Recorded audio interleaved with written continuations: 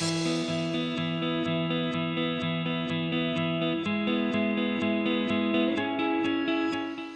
I'm Jim Doti, and welcome to Chapman Connects. I have as my guest Richard Reisman, who's a longtime Orange County leader, and not just in the business community, but he made his mark in media. Incredible background. He has a law degree from George Washington University, and in addition to that, an MBA from UCLA. It was soon after your MBA that you became a strategic manager at Times Mirror. That's right. And that after that led to the marketing position, head of marketing in Orange County for the LA Times. And then in 1990, about the same time I began as president of Chapman I think it was University. the day before, yeah. Yeah, so we're very similar in terms of our the path that we've been taking in Orange County.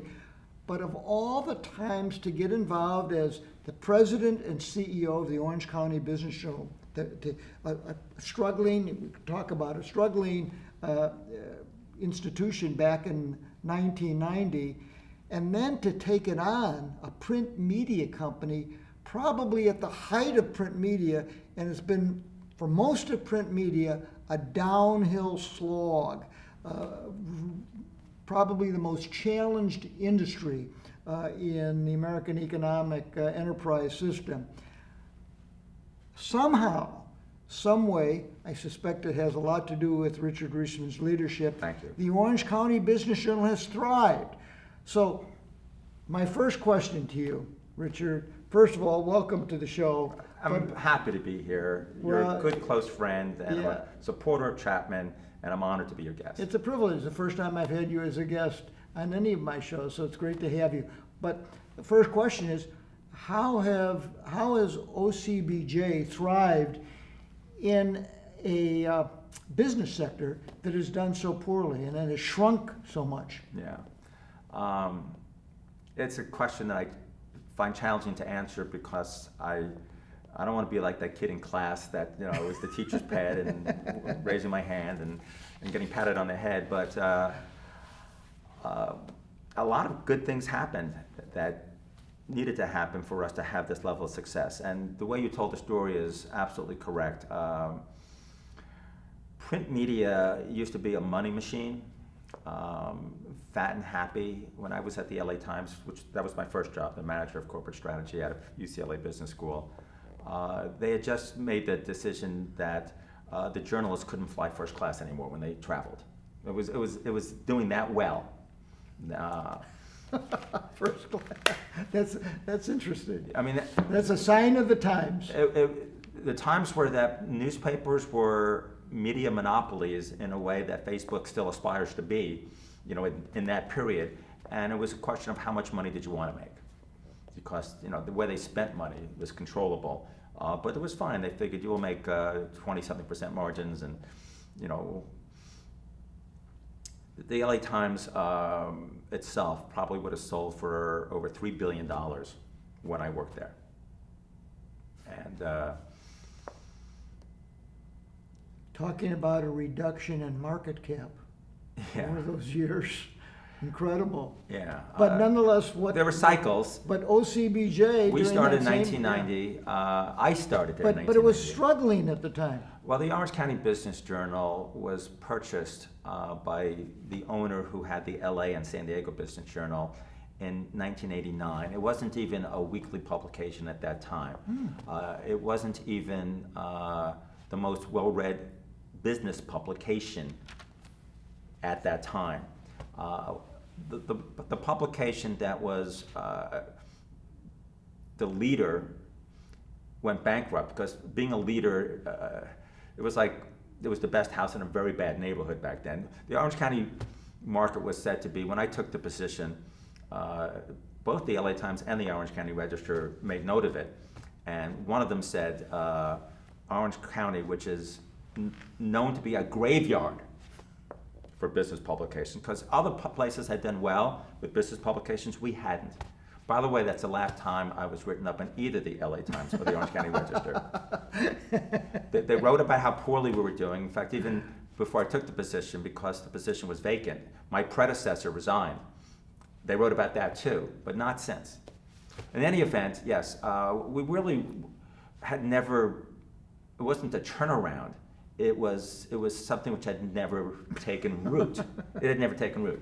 It existed as a monthly, then as a twice a month thing. But struggling, what might It was be a good struggling. way, yeah. It was struggling. Yeah. Although it broke even at a level of revenue that's about 1/10 of what it is today, because its expenditures were so light. I don't think they spent as much as $100,000 a year on journalism, when it got purchased. So 1990 was a recession, and I do recommend a business education. Chapman's got a great business school. My business education at UCLA served me well. I think I just learned the basic playbook on how to build a successful business. I built the business journal up by just the blocking and tackling. There was no trick play.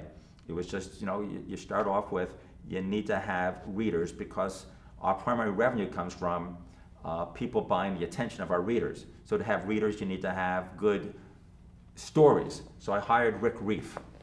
So that was a great fortuity, and you know Rick well. Rick's a great talent. I'm still surprised that he accepted the offer, but he had never been an editor. Yeah, And Pulitzer Prize winning jourналist. He is. Yeah. He is. I mean, he had this struggling publication, but we knew someone in common, and I flew him out and we chatted. I talked to some other people, and it was like night and day. The others I couldn't conceive of working with, and Rick was like, my dreams have come true. Yeah. He was So extraordinary. You hire Rick, and I hire Daniele Strupel. That's right. It's all about people, leadership. It's all about people. But Rick and I worked hand in hand simultaneously. I ran the business side and he ran the journalism side.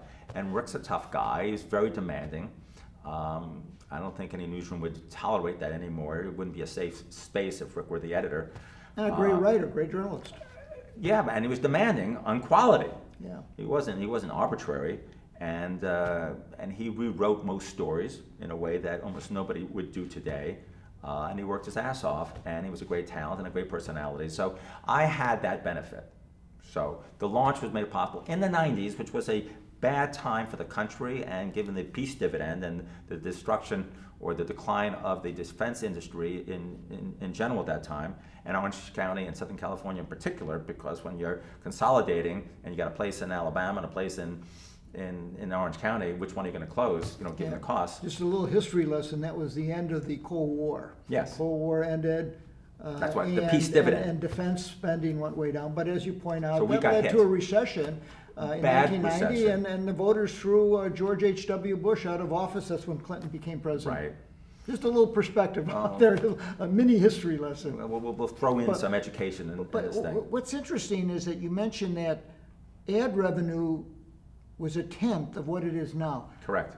The viewing audience here at Chapman Connects might say, well, all business revenue went up tenfold over such a long period of time, but not the print media. Right. You can look at, if yours went up tenfold, looking at, let's say, the LA Times, probably dropped even more than that on the negative side. LA Times is probably at 1/3 today of what it was then. Of what it was, yeah. Yeah. So again, we did 30 times better than that. yeah. We went But- up times 10, So you they mentioned went- that OCBJ, you hire Rick, but then you improve the quality of the business journalism, reporting. of Yeah. the journalism.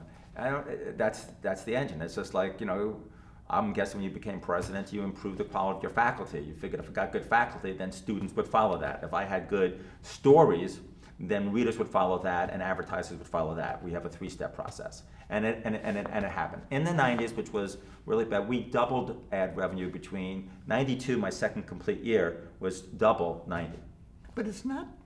More than double. In print media, though, the downward trend is so pervasive and unrelenting that when you look at the Orange County Register, one of the ownership changes, there were leaders that came in, and I won't mention names, but the idea was, let's put in more capital to do what you did at the Orange County Business Journal. Let's get better writers. Let's get a better product out there. But it didn't work. I don't agree. They didn't Tell do me that. why. They didn't. They didn't do that. Well, they spent a lot of money. But you said quality. Yeah. and I think they spent money on quantity. They didn't hire good journalists. They hired a whole lot of low-paid people to create special sections on pets, on all kinds of vertical things. They had like a dozen different special sections, thinking that if you owned a pet, you would want to read the Orange County Register because they had a pet section. If you're a person of faith, they added a section on faith. If your kids were in a high school play, they had something called varsity arts. Interesting. But they didn't hire quality journalists. They were hiring lots of people to produce Quantity additional. rather than Yeah, that's my opinion. Yeah, quality. In my humble opinion. Interesting. It was different. But to get to the point you've been trying to get me to get to, and I apologize for not getting there more directly, 2005 was the secular peak of print journalism. So it really was not horrible. It was maybe growing a little slower than the rest of the economy, but it was fine. 2005, and it was the same thing as bricks and mortar. It was, of course, the internet. It was, of course, digital advertising, which began before 2005, but that's the first year. 2005 was the peak. 2006, which, to explain to our audience, in case they don't remember, that was pretty much the peak of the cycle. I should say 2006 was still before the decline of the cycle, but it was down. 2006, in a year that we dramatically increased, print media decreased because of the impact of the internet on the business, which both took people's attention, people were reading it instead of papers, and of course, for a lot of things, advertisers went from print to digital. And 2007 went down even more, and 2008 cratered. And there hasn't been a year since 2008 that print media in the aggregate has grown. Every year it's declined. Shrinking. Right. So, yeah, you could say it's a long time going back all the way from 1990, but beginning 2005, daily newspapers in the aggregate, according to their association, someone just gets anonymous information on the revenues of most of the major daily newspapers in the country, or maybe even most of all of them. It was $50 billion at the peak, and now I'll say 13 billion, but I might be a year behind, so maybe it's 12 billion, and with COVID, maybe it's 10 billion. So it's down 75, 80%. Incredible. Now, interesting, I had Mike Mosalem was a guest on Chapman Connects. Yeah. And I asked him about Edwards and the incredible market cap growth. It was a spin out from Baxter Labs. Now it's market cap dwarfed that of Baxter. And I asked, what kinds of things did you do in the way of leadership? And he said one thing he focused on was focus. We decided we were doing too many things, and we focused our products around those things that we felt we had an innovative strategic advantage or comparative advantage. Did you focus the Orange County Business Journal in a way that other print media companies didn't? It's a little different, but we focused on print. Legacy print media stopped focusing on print. Now, if you were a print media that has commodity information, meaning you could find that same kind of information someplace else, you really had no choice because enough people prefer to read on digital that you would lose them. But the Orange County Business Journal is focused on, in another way of answering your question, on business, and we always were, but nobody else is really covering what we covered the way we do it. So if you have exclusive content, you have the luxury of requiring your readers to purchase the product in print. You can give them digital in addition, but print advertising commands, it used to be 10 times more than digital advertising on a per thousand basis. Mm-hmm. Now it's getting to be more like 20 times. It's getting worse. They used to say you convert print dollars into digital dimes. Now they're saying maybe nickels. Wow. So that's what happened. You happened. have to do 20 times as much ad space on the digital side to make up for the difference in the cost. Yeah, but this is a clearing price, so there's no. The result has been that if you had $1 of advertising as print, you're now getting a dime or a nickel of advertising in total, which is rate times volume, both. Wow. rate Yeah, times volume. yeah. The rate is so much lower. Yeah, So to get, to make it up for in volume, you'd have to take the price lower still. yeah. But given the current pricing, you get 5 or 10% as much. Yeah. And if you brought the pricing down, I think the marketplace has decided, and there is not infinite inventory either Yeah. on digital. Yeah. So it's pretty extraordinary that my industry has unanimity. There's no debate that you have to go digital first. Maybe a little bit of people are questioning it now, all these years later. But the other business journals around the country with other companies, because there's a company which has 40 business journals around the country, and there's Cranes that has New York, Chicago, and 2 other major markets. They're digital first. Yeah. They encourage their readers to convert from print to digital. They thought they had to, but you can see how they decimated their business model. Daily newspapers, I don't have an answer for, because you can't find that information someplace else, and they have to have the digital. But business journals do not. You do not have to offer a digital-only subscription, which would be our death. We're not required to commit suicide. People go, but I want it digitally, and I go, that's great, but you don't understand. We only make 10% of our revenue from selling the content. We make 90% from selling your attention to third parties. They're paying for your subscription. And if you only get it digitally, they're only going to give me an amount of money that I can't even afford journalists. Mm-hmm. I'd have to do what everyone else does and start to lay off journalists. We've never laid off journalists. And of course, the marketplace has done that in spades. Yeah, well, so if you want to have good content, I certainly know the quality of your journalists thank you. as well. Yeah. So if you want to have good content, in fact, a good part of our staff now has come from national publications. Yeah. Yeah. Because they keep cutting. Yeah. And they want to stay in Southern California, and we're doing quality journalism. Yeah. Yeah. And they don't have to worry about losing their job. Yeah. You mentioned in passing when you were describing the reduction in print media ad revenue, and you mentioned with COVID, it's been another decrease. Oh my God. A reoccurring theme in the Chapman Connects has been the impact of COVID Yes. on our county, Southern California economy, and so what has COVID's effect been on the Orange County Business Journal? I'm proud to say that even after 15 years of secular decline, this is the worst down cycle for print media and some other industries in my lifetime. We're still profitable in every month. We're not thriving the way we did last year, but even in the worst of times in a bad industry, in an industry in secular decline, we're still making money. Yeah. The biggest hit, the biggest impact has been events, and you and I are going to talk about that at lunch afterwards. You have some ideas of how we might be able to figure that out, but that's tough to figure that one out, but I'm sure with your help we will. So for our audience, to explain what you mean by events. We recognize top innovators. We do women in business, recognizing outstanding innovators, outstanding family-owned businesses, entrepreneurs. We recognize the top general counsel. We recognize the top CFOs. So we do one that recognizes the 50 most civic-minded companies in Orange County. So we do award programs, and they're very well attended, and it means a lot to people to win it. And so how do you recreate that without having a live event? Yeah. So in these last few months, we've moved all the events out to the second half of the year, but right now it doesn't look very likely. It's uncertain that we can do it. So we're brainstorming on alternatives. We have hotel dates reserved.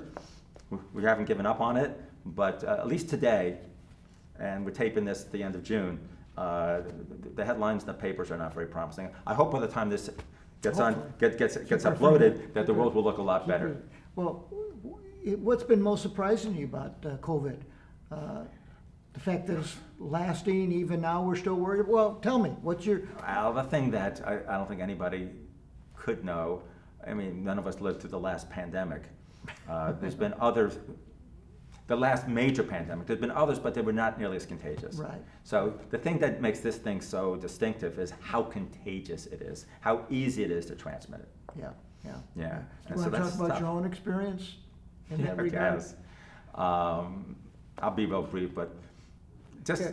Richard is the only person I know personally who actually contracted COVID. So New York City got its first case of COVID like March 1st, And I had my reservations to visit my beautiful grandchild, Reese Kalolian, who's going to come to visit for 5 weeks. Future Chapman student. Go ahead. The day I got to New York, March 11th, my son-in-law played basketball earlier that day. It's the same day that, I think his name was Gobert for the Utah Jazz, that he tested positive. They canceled that game. They canceled the season the next day. Anyway, 9 days later, I had symptoms. My son-in-law, my daughter, my granddaughter, their next-door neighbors, they all contracted COVID. That started because he played basketball, and he knows from the gym, they let him know like 9 days later that someone else who played basketball on March 11th was tested positive. And so now we all have antibodies. And I want to set the Looking record. at the bright side. I want to set the record straight because, for some reason, media's become hysterical and negative and sensational about COVID. It's horrible, COVID, and there's a lot of things that should be reported that are real and bad. But somehow every journalist has to say that, well, don't think just because you have antibodies, you can't get it again. Well, Dr. Fauci has said he would bet anything that if you do have antibodies, that you're not going to recontract the disease. So I feel comfortable that they quote him for everything else, but not for that. Right. So But you if anybody wants to hug it up, I'm good. But you could still be a carrier. No, Oh, you can't even. I don't know if you give. He didn't speak to that. Yeah. But no, I mean, I Well, tested after negative. this, I have a negative COVID we'll test. call Dr. Fauci and see what he You has do to that, say. yeah. I know he'll take your call. I'm not sure he'll take mine. Richard, we've talked about the print media and how the OCBJ has thrived in a down market, to say the least. Speaking to you now as a business strategist, because that was your position at Times Mirror, you were head of strategic planning, manager of strategic planning.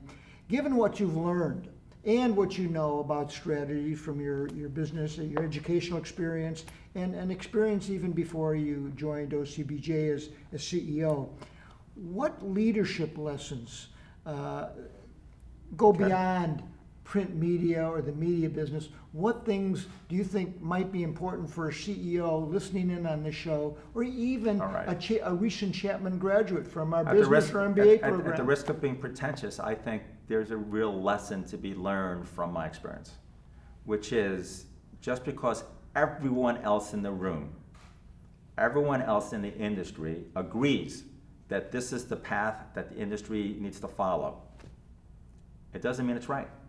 And it often isn't. Everyone in my industry was going digital first. People ridiculed me for not offering digital only. Dinosaur, buggy whip, all the metaphors. Your head's in the sand. And I said, I can't make money selling digital only. I believe I have exclusive content. I believe that my readers, rather than not getting our content at all, will accept us in print. We upgraded the paper to the slick paper. We didn't always have the slick paper we do now, the magazine quality paper. We're in the same quality paper stock as the Hollywood Reporter, same printer, exact same paper rolls. And it used to be newsprint.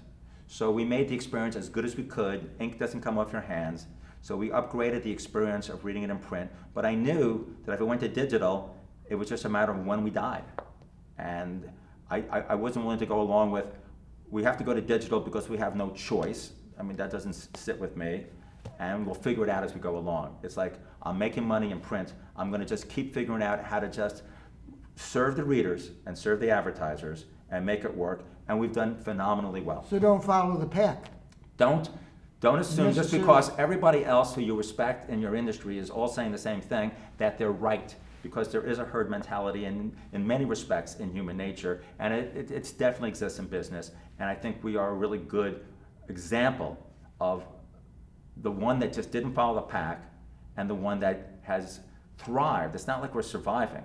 This year we're doing well, we're doing okay, but last year we thrived.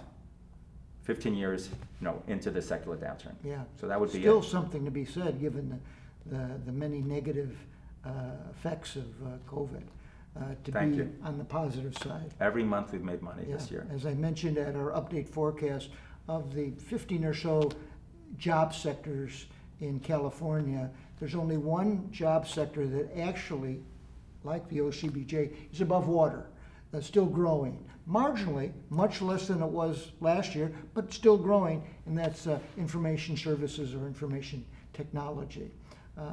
One last question, wish we had more time, but my concluding question is, Richard, as an observer now in Orange County for 30 years of the Orange County business scene, what's your assessment of the Orange County economy? This was a discussion point I had with Mark Percy, who's the president of the CEO Leadership Alliance, OC, and we talked about that, but I'd like your perspective. Yeah, well, I remembered in the early 90s, it was Joel Kotkin, or someone like Joel, who I knew back then. I knew him well before he joined your faculty. I think he was still with Pepperdine University before, I'm very proud to say, recruited him to Chapman. I have a lot of respect for Joel. Economic development was a very big subject in the early 90s in the country because we were in a recession. And even Orange County, back then, the Chamber of Commerce and then the Business Council, which got created from that and another organization, wanted to spend money doing economic development. And so I studied economic development, and the number one variable that explains why a company locates where it does is that's where the owner or CEO wants to live. So the advice really to a community is make your community a place that talented people will want to live. And we have that for people that are in their 30s and older. And our challenge most recently has been that it was not seen as an attractive place for millennials. Both my daughters, who went to fine universities on the East Coast, said, Dad, I'm going to stay on the East Coast. Orange County just doesn't attract me. And that's our challenge, is that we're doing well even with that challenge. I've asked some companies, so how do you attract these young engineers? You go, you know what I do? I don't attract the young engineers. I attract the 30-something engineers that are in Los Angeles, and now they have kids, and now they're saying, where am I going to send them to school? And do I want to raise my kids here? Because I recruit them all day long. I'm fine with that. I think one of the answers to getting the younger people to be here is to do what you're doing at Chapman, which is to graduate more people, with the skill sets, in the engineering and sciences, the STEM areas, and I know you're growing quite a bit at that. So for our the young people who are already here are fine with it here. And if we only have one last minute, I'll just tell a great story from Muhammad El-Arian, who was once the CEO of PIMCO, and a great man. Mm-hmm.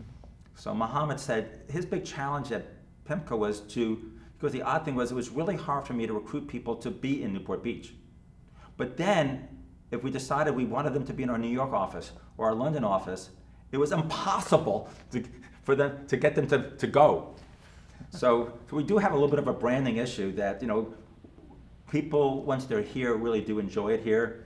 And I know that the Irvine Company and there's developers in Costa Mesa that have done a really good job, and now Tustin, creating environments that younger people will find more millennial friendly, if you will.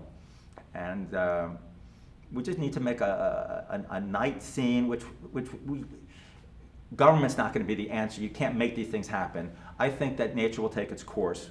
It's an attractive place to live, and as we start to get more and more talented young people, places will come organically to be attractive, and we'll be fine. We're fine regardless, because it's a great place to raise a family, it's a great place to live, people want to be here. But that's been the one challenge, is to get younger people to be here. I think that that's going to take care of itself.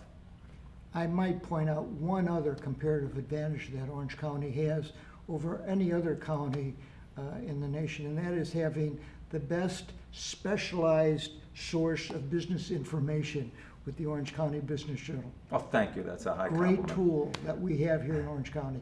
And we create a sense of community.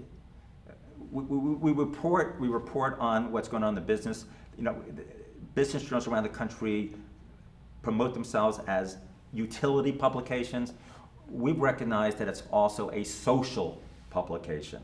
So yes, I think that I'll take some credit that we help create a sense of community here, and I think that makes it a more pleasant place to live. And a glue that keeps the community together, part of Yeah. Orange County. Thank you. Richard, thanks for being on the show, and thank you for your support and longtime support of the Chapman Economic Forecast. I'm very proud of what you've done with this university, and Daniele, as you mentioned, is an amazing successor, which is to your credit too, that you were able to find someone.